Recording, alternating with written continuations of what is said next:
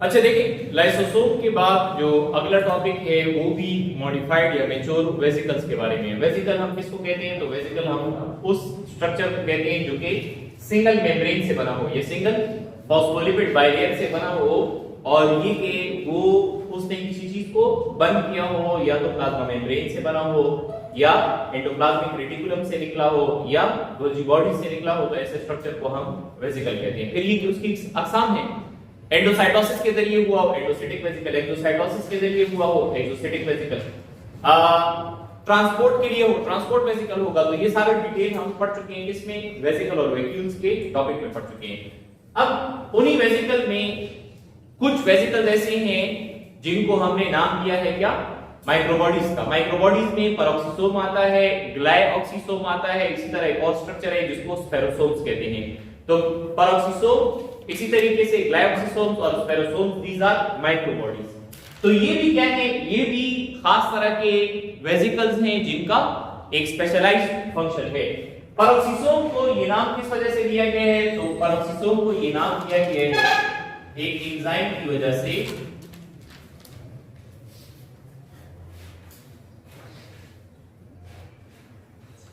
Peroxidase.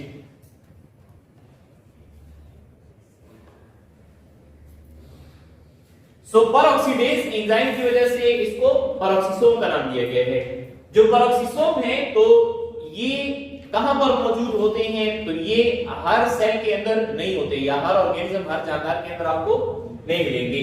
Peroxisomes का काम क्या है? तो पहले हम इसको डिफाइन करते हैं कि पेरोक्सिसोम क्या चीजें हैं।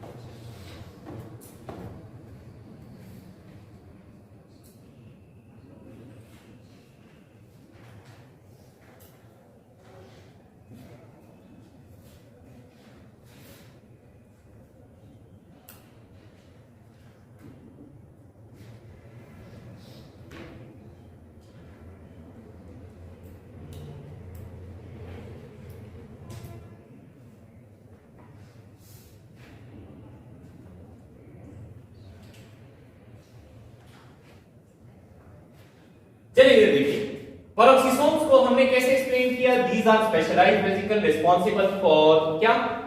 ऑक्सीडेशन। अब ऑक्सीडेशन ये कैसे करेंगे? तो ऑक्सीडेशन ये करते हैं ऑक्सीडाइजिंग एंजाइम्स के जरिए। किसके जरिए? ऑक्सीडाइजिंग एंजाइम या डाइजेस्टिव एंजाइम भी आप उसको कह सकते हैं। और इसी तरह इसका काम क्या है? डिटॉक्सिफिकेशन है। किसके अंदर? एनिमल्स के अंदर। यानी ये रोल है पेरोक्सिसोम का किसके अंदर? एनिमल्स के अंदर। और इसके अंदर एंजाइम पेरोक्सीडेज है, और दूसरा एंजाइम इसके अंदर क्या है? कैटालेज है। इसके अलावा एंजाइम भी इसके अंदर मौजूद होते हैं, जैसे हमने पढ़े हैं पिछले टॉपिक किसके अंदर? लाइसोसोमल डिसऑर्डर्स पढ़े हैं। इसी तरह पेरोक्सिसोम के भी डिसऑर्डर होते हैं, यानी पेरोक्सिसोम के एंजाइम के काम न करने की वजह से भी क्या होता है? डिसऑर्डर पैदा हो सकते हैं। तो बुनियादी तौर पर इसका काम क्या है? इसका काम जो मैक्रोमोलेक्यूल्स है उसकी डाइजेशन करना है, और उस डाइजेशन के नतीजे में एक कंपाउंड बनता है जिसको हाइड्रोजन पेरोक्साइड कहते हैं। हाइड्रोजन पेरोक्साइड की नेचर टॉक्सिक है, जहरीली है। उसके जहरीले असर को खत्म करना क्या कहलाता है? डिटॉक्सिफिकेशन कहलाता है। So this is also the role of peroxisome. Why? जबकि इसका रोल हायर प्लांट्स के अंदर, किसके अंदर? हायर प्लांट्स जो है उसके अंदर, जैसे मिसाल के तौर पे हम कहते हैं कि जो स्पर्मेटोफाइट्स हैं,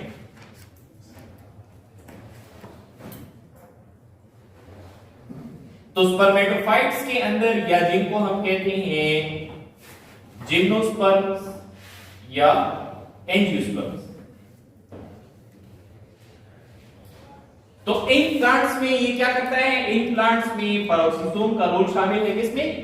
फोटो रेस्पिरेशन के अंदर। फोटो रेस्पिरेशन वो प्रोसेस है कि जो ये हायर प्लांट्स उस वक्त करते हैं जब कार्बन डाइऑक्साइड की कंसंट्रेशन कम हो जाती है और कार्बन डाइऑक्साइड की जरूरत होती है डार्क रिएक्शन के अंदर, तो उस वक्त ये ऑक्सीजन की फिक्सेशन करके क्या बना देते हैं, ऑक्सीजन की फिक्सेशन करके कार्बन डाइऑक्साइड की सिंथेसिस कर देते हैं। इस प्रोसेस का नाम फोटो रेस्पिरेशन है, जो कि डिटेल से हम चैप्टर नंबर 4 या बायोएनर्जेटिक्स के अंदर पढ़ेंगे इंशाल्लाह। अब पेरोक्सिसोम में एक चीज हमने पढ़ी कि कैटालेज एंजाइम है, दूसरा पर ऑक्सीडेज एंजाइम है। ये कैटालेज एंजाइम क्या करता है कि जो हाइड्रोजन पेरोक्साइड है इसको कन्वर्ट कर देता है वाटर में और वाटर के साथ ऑक्सीजन, ठीक है। तो ये जो टॉक्सिक कंपाउंड है इसकी डिटॉक्सिफिकेशन हो जाती है और इससे वाटर और ऑक्सीजन वो बन जाता है। पेरोक्सिसोम का स्ट्रक्चर कैसे है, ये जनरली आप कह रहे हैं कि जो माइक्रोबॉडीज हैं इनका स्ट्रक्चर, तो इसके स्ट्रक्चर में एक तो बाहर की मेम्ब्रेन है, जैसे मिसाल के तौर पे हम ये कहें कि ये पेरोक्सिसोम है, तो पेरोक्सिसोम में ये बाहर क्या है, this is the phospholipid bilayer. इस फॉस्फोलिपिड बाइलेयर के सेंटर में क्या होता है, इस फॉस्फोलिपिड बाइलेयर के सेंटर में एक क्रिस्टलाइन कोर है और ये क्रिस्टलाइन कोर बुनियादी तौर पर प्रोटीन्स और एंजाइम जो है उस पर मुश्तमिल होता है। तो प्रोटीन और एंजाइम, इसके अंदर कौन से एंजाइम होंगे, एंजाइम होंगे ऑक्सीडाइजिंग एंजाइम और इसी तरह एंजाइम होंगे किसके, डिटॉक्सिफिकेशन जो है उसके एंजाइम होंगे। इन्हीं माइक्रोबॉडीज के अंदर एक और जो माइक्रोबॉडी हम पढ़ते हैं, those are called as ग्लाइऑक्सिसोम्स।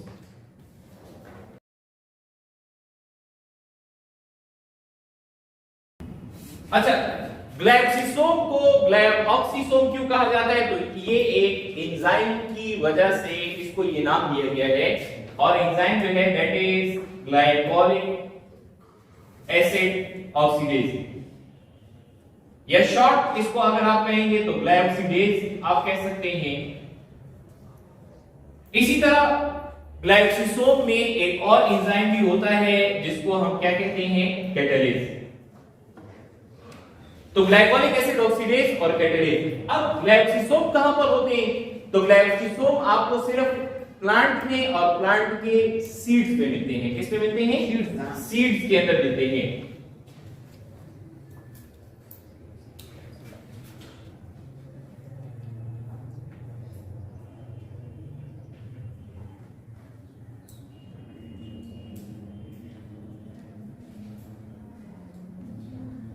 Young germinating plant.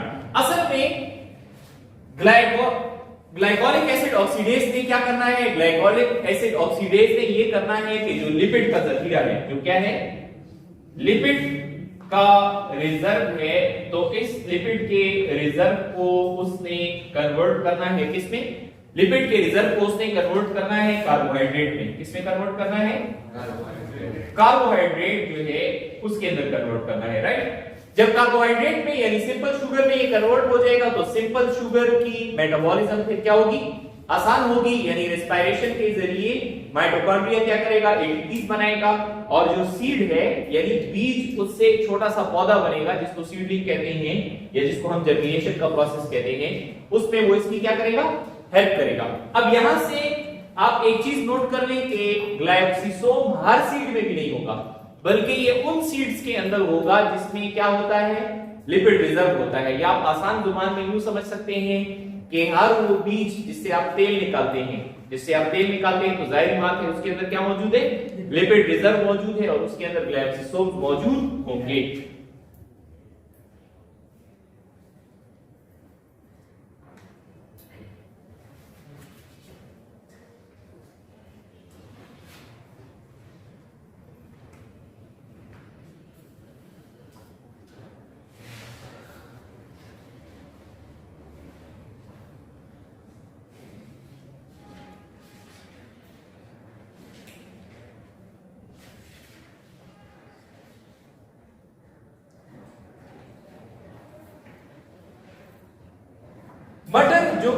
मटर जो आप खुराक के तौर पर इस्तेमाल करते हैं, इससे तो हम तेल नहीं निकालते, समझ आ गई। तो मटर जो है इसके अंदर लिपिड का जखीरा मौजूद नहीं होता, यानी इसके अंदर चिकनाहट नहीं है। तो जब इसके अंदर चिकनाहट नहीं है तो जो पी सीड्स हैं उसके अंदर आपको क्या नहीं मिलेगा, उसके अंदर आपको ग्लाइकोसोम नहीं मिलेंगे। इसके अलावा ब्रासिका आप ले लें, समझ आ गई, कैस्टर जो है उसको ले लें, ठीक है। यानी जो चीजें जिनसे आप क्या ले रहे हैं, जिनसे आप ऑयल ले सकते हैं, कैनोला जो है उसको आप ले रहे हैं, और बहुत सारे एग्जांपल्स आपके पास मौजूद हैं। तो वो तमाम सीड्स जिससे आप ऑयल निकालते हैं या जिसके अंदर लिपिड का जखीरा मौजूद होता है, उसमें ग्लाइकोसोम्स होते हैं। और ग्लाइकोसोम का काम ये है कि इस जखीरे को कार्बोहाइड्रेट में कन्वर्ट करें, और कार्बोहाइड्रेट में कन्वर्ट करने के बाद जो उससे पौधे बनने का प्रोसेस है या उसके लिए जो एनर्जी चाहिए वो यहां से हासिल कर सके।